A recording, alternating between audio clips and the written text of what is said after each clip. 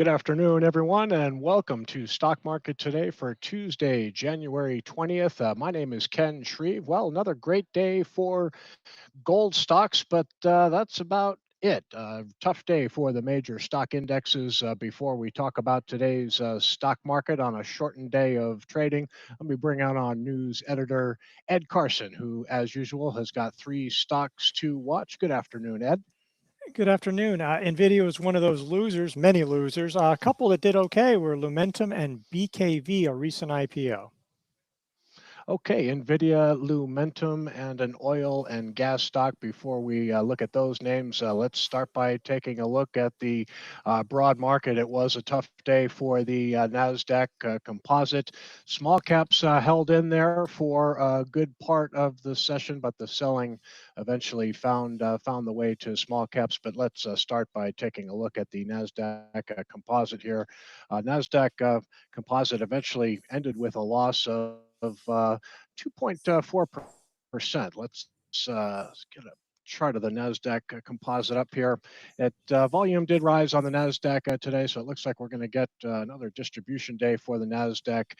This was a pretty decisive break of the 50-day moving average here for the NASDAQ, and we did have negative breadth. It was not quite 3-to-1 negative, but just a rough day overall. But boy, those gold stocks, they did outperform again today. Yeah, but this was not the old gold stocks rising with growth stocks. This is gold stocks rising in a safe haven flow away from stocks, away from bonds, away from the US dollar. It was a sell the US kind of day because it wasn't like people sold stocks and went into the treasuries. They didn't, and that was part of the problem.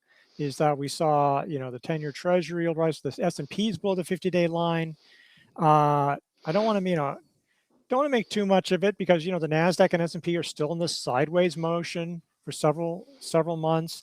As you say, small caps held up pretty well. The Dow isn't far from record highs. That one found support around the 21-day line. So, there's definitely things out there. It was one day. It's tough because there's so much uncertainty. It seems like Trump has really ratcheted up. It's not just that, okay, he announced these Greenland tariffs and with the prospect of a full-blown rupture, but it's like every day, it seems like over the past week, he's had some sector moving or market moving news. And some of that news has been positive, don't get me wrong. But to paraphrase Donald Rumsfeld during like 20 years ago or so, there are known unknowns and unknown unknowns. We've got a ton of known unknowns with earnings, but Trump is always a wild card. Makes it tough. I think that investors, if they needed to sell losers and they might have wanted to cut exposure, if they're some of their winners, especially if their recent winners were turning into almost a loser, so maybe trimming back a little bit. But I don't want to make too much of it because this market has had a lot of these head fakes onto the upside and downside. Well, you mentioned this big move in the 10-year Treasury yield for 2 days in a row. I mean, this was a big move in that 10-year Treasury yield on Friday, and another big move today. So, what do you make, Ed, of all the selling in the bond market on Friday and today? Yeah, some of this I think is a lot of this has to do with a sell the U.S. As I said, people are exiting U.S. assets in general, and of course that the higher bond yields on on balance will put pressure on stock prices. If it's one thing if bond yields rise because the economy is doing so great, then well, yes, that's negative, but it's still good because a good economy is good for the stock market. But there's also rising Japan bond yields. There's there's multiple factors going on there. But yeah, this is not a good sign. Again, we're not where we were. We're well below where we were a year ago. So I don't want to make too much of it.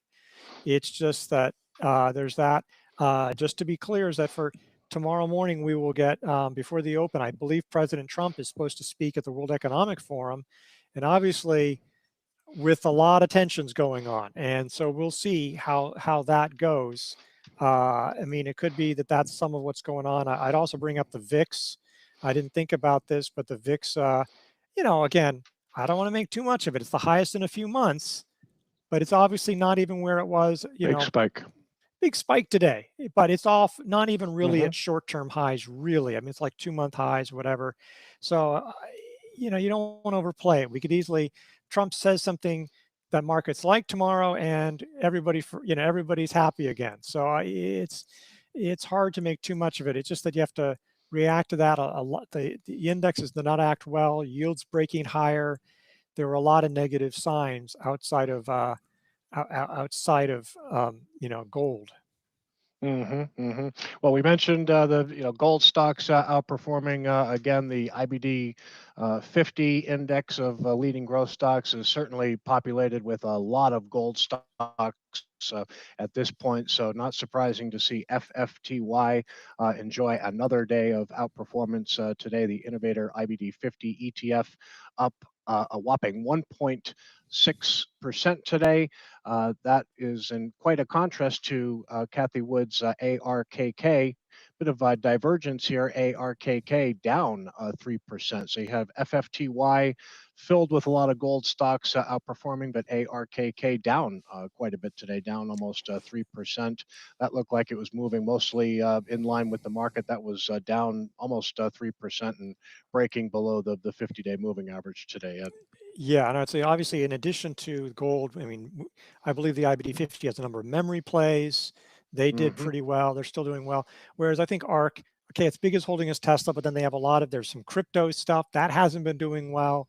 And as you say, it's not that egregious compared, relative to the NASDAQ, technically, or just the day's loss. There wasn't a whole lot of good. I mean, whereas before it was like, okay, software sucks, but a lot of things were working in tech. Now it just was a bad day. I mean, it was a bad Yeah. day. There's going to be exceptions out there. It was not a good day. Take a look at QQEW. This is Let's the look at equal weighted version. QQQE. Let's look at QQQE because we Sure. realize that there's something weird with QQEW, or at least they're more curated. Uh, Okay, QQQE. Here we E. go. Now this is more a straight up equal weight.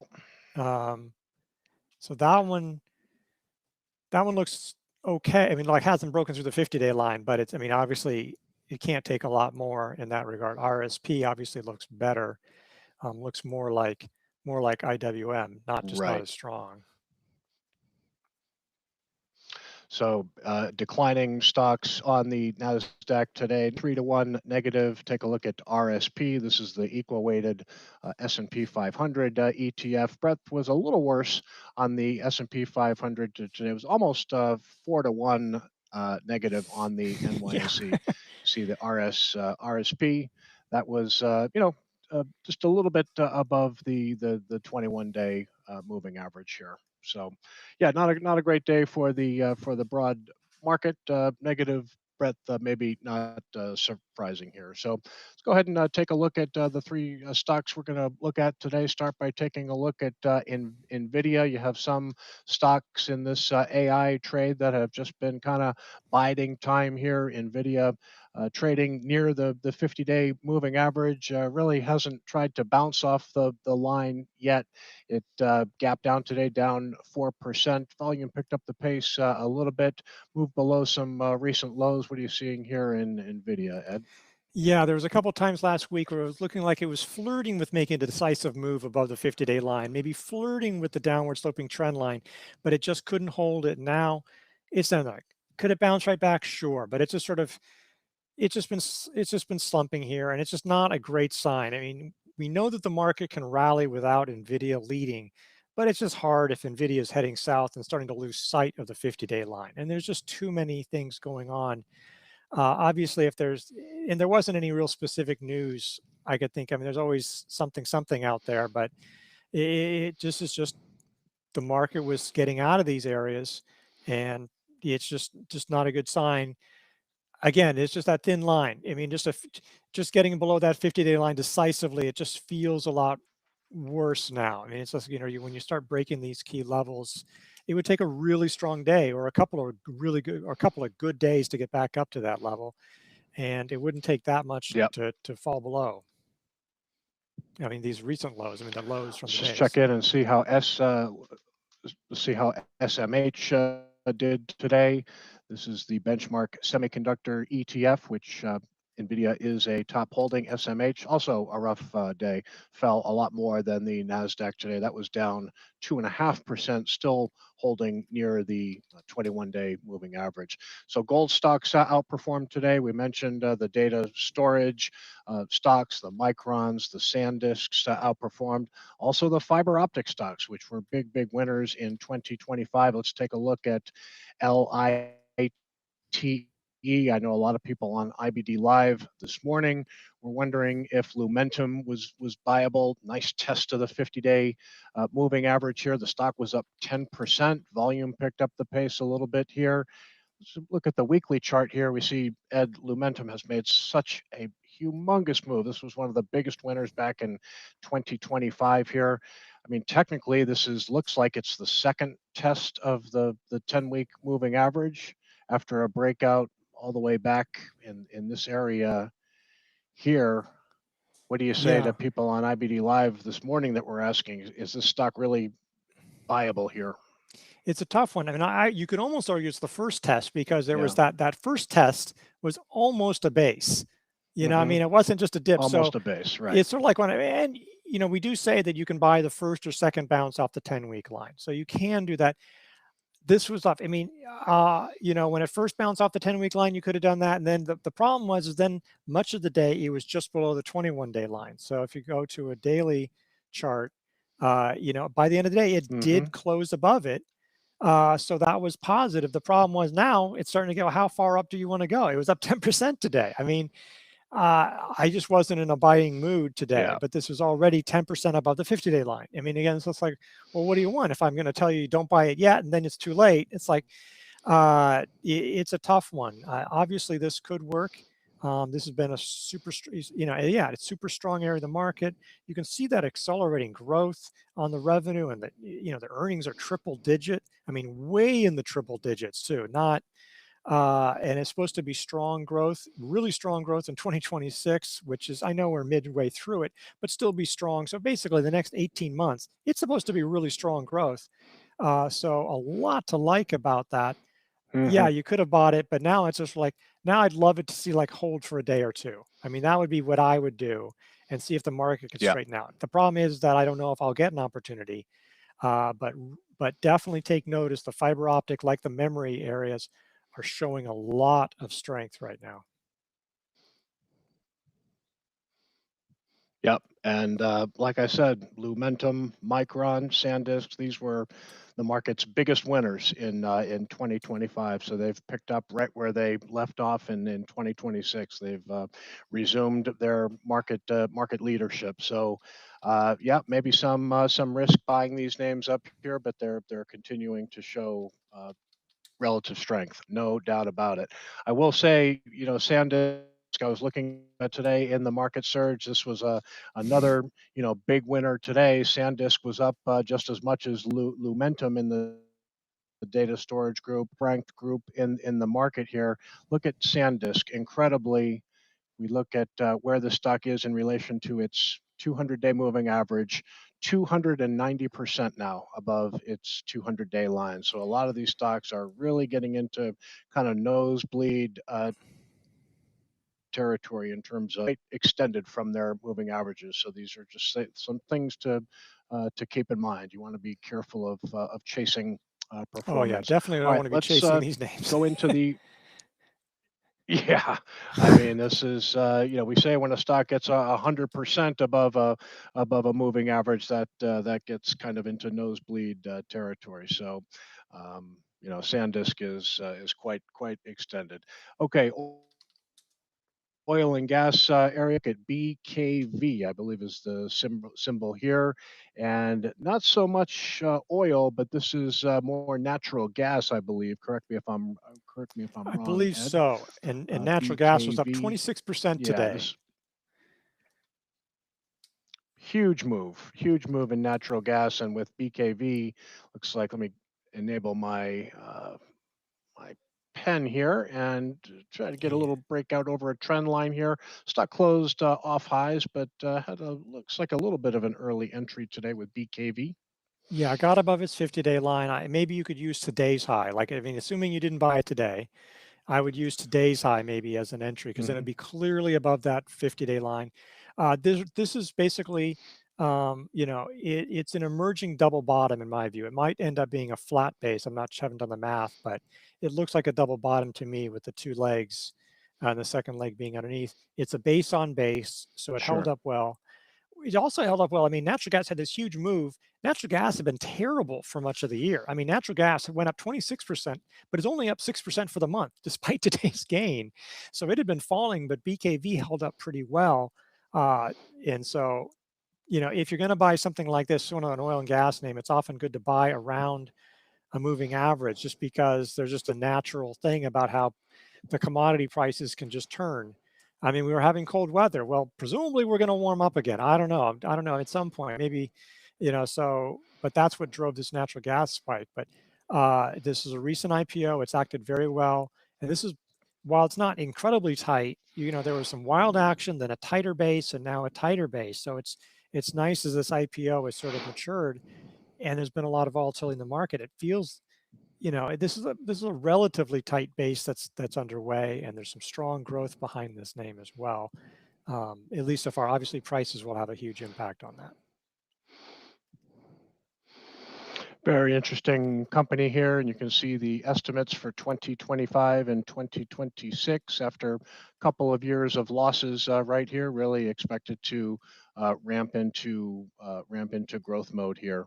Small cap company, newer name, good top line growth expected for several quarters in a row. So a name that looks interesting here, kind of newer, like you said, small cap with pretty good. So kind of an interesting name in the natural gas space, and like you said, natural gas up huge today. 2 quarters in a row of very nice growth for BKV here, so good one to keep on the radar here. We are getting into earnings season. I know we had a lot of financials kick things off last week for us. Some names we are watching after the close today. What's on your radar, Ed? I've got four stocks. First one is Netflix. That one has been doing terrible in part because of the Warner Brothers deal. They did beat views. Guidance beat, just narrowly on EPS and revenue. They said they had 325 million subscribers. They hadn't been giving subscriber data for a while. I don't know how that was versus views. I don't know versus, it seemed like the revenue forecast was okay, but the stock is down. So that one has been doing great. United Airlines, that beat views on EPS, slightly beat on revenue. I don't know about guidance. UAL had been in a buy zone, fell today below fell below the top here. You could use the top of the base, or there was sort of a handle in that prior base. It went below either way, fell to the 10-week line, bouncing back. So that might be something that's actionable tomorrow. Interactive Brokers, this is another one that fell below a top of a base and a handle that was just below. That one is sort of wavering after the close, but that was sort of it beat views on EPS. I was sort of in line on revenue. And then one last one is Zion. It's another regional bank, Zion's Bank Corp. And that one, last time I looked, was popping up and was up layout. So that one is going to be moving not Hmm. back just above a buy point, but maybe above those sort of the trading in that buy zone. So some nice action here. There's just mixed action afterwards, and obviously a lot more. And next week is going to be just crazy busy, but stuff to keep us busy in the meantime. No doubt about it. Well, those are some early look at some earnings movers. Ed, thank you very much for your insight. We appreciate it as always. Thank you, Ken. All right. That'll do it for today, folks. We appreciate you watching as usual. I will be back tomorrow with Ed for another Stock Market Today video. And tomorrow morning, I will be hosting IBD Live back from a week's vacation from the Philadelphia area. So be sure to join me and the crew tomorrow morning. Head over to investors.com/IBD Live if you haven't checked out our show every week. weekday morning. We get things underway right around 6:20 a.m. Pacific time, 9:20 a.m. Eastern time. So check it out, investors.com/IBD Live. Until then, have a great rest of the day, everyone. We will see you back here tomorrow. Take care.